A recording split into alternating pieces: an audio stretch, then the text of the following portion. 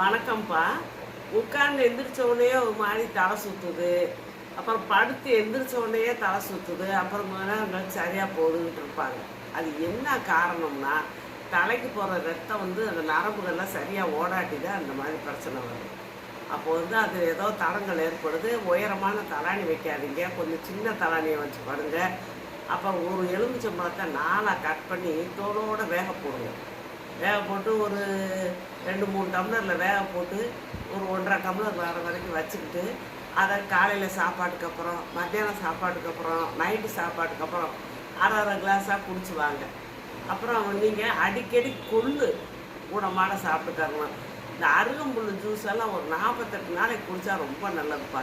இப்படி எதாவது செஞ்சீங்கன்னா உங்களுக்கு ரத்தத்துக்கு போகிற அந்த நரம்புகளில் ரத்தம் ஓட்டம் இருக்கு இல்லையா, மூளைக்கு போகிறது, அது அடப்பு கிடப்பு இருந்தால் சரியாக போகும். அந்த கிருகிருப்பு சரியாக போகும்ப்பா.